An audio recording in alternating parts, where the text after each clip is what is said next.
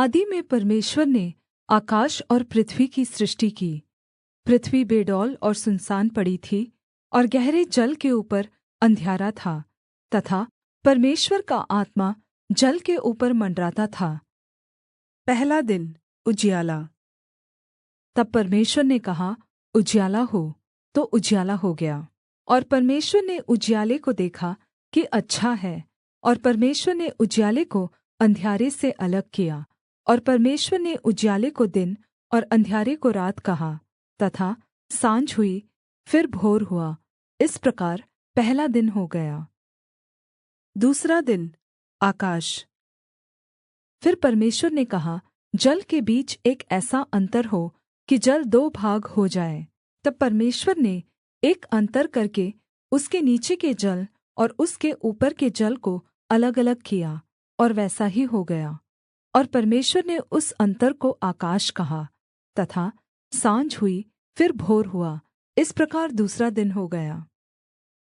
तीसरा दिन सूखी धरती और पेड़ पौधे।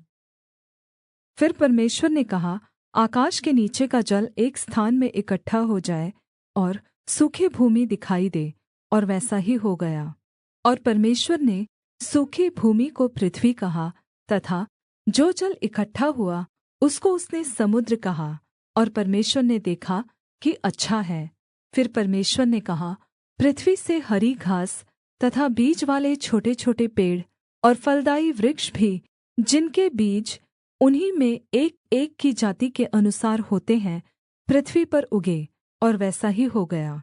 इस प्रकार पृथ्वी से हरी घास और छोटे-छोटे पेड़, जिनमें अपनी-अपनी जाति के अनुसार बीज होता है, और फलदाई वृक्ष, जिनके बीज एक-एक की जाति के अनुसार उन्हीं में होते हैं, उगे। और परमेश्वर ने देखा कि अच्छा है।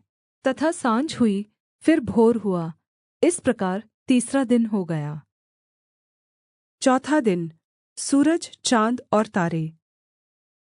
फिर परमेश्वर ने कहा, दिन को रात से अलग करने के लिए आकाश के अन्तर में ज्योतियाँ हों, और वे चिन्हों और नियत समयों और दिनों और वर्षों के कारण हों। और वे ज्योतियाँ आकाश के अन्तर में पृथ्वी पर प्रकाश देने वाली भी ठहरें। और वैसा ही हो गया।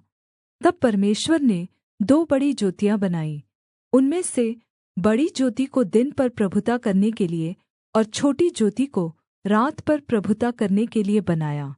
और तारागण को भी बनाया। परमेश्वर ने उनको आकाश के अन्तर में इसलिए रखा कि वे पृथ्वी पर प्रकाश दें, तथा दिन और रात पर प्रभुता करें, और उजियाले को अंधियारे से अलग करें। और परमेश्वर ने देखा कि अच्छा है। तथा साँझ हुई, फिर भोर हुआ। इस प्रकार चौथा दिन हो गया। पाँचवाँ दिन मछलियाँ और पक्षी।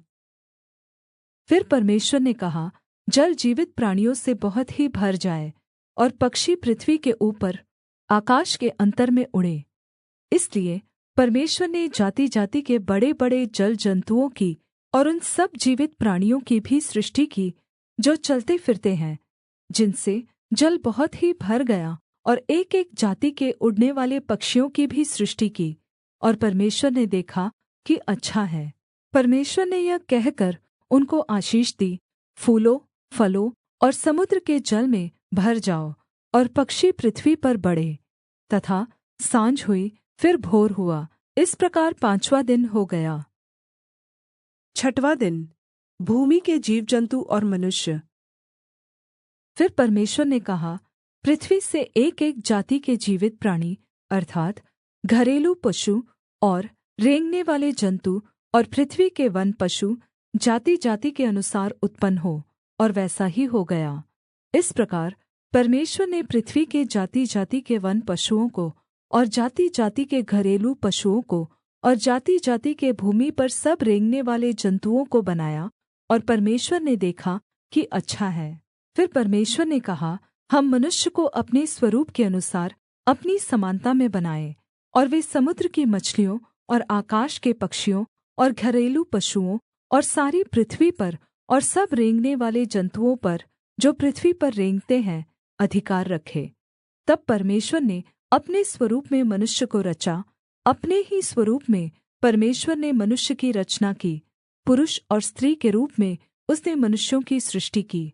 और परमेश्वर ने उनको आशीष दी और उनसे कहा, फूलो फलो और पृथ्वी में भर जाओ और उसको अपने वश में कर लो, और समुद्र की मछलियों तथा आकाश के पक्षियों और पृथ्वी पर रेंगने वाले सब जन्तुओं पर अधिकार रखो। फिर परमेश्वर ने उनसे कहा, सुनो, जितने बीज वाले छोटे-छोटे पेड़ सारी पृथ्वी के ऊपर हैं, और जितने वृक्षों में बीज वाले फल होते हैं, वे सब मैंने तुम को दिए हैं, वे तुम्हारे भोजन के लिए हैं।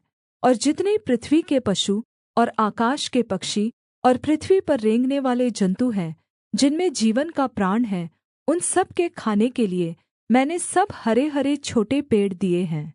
और वैसा ही हो गया।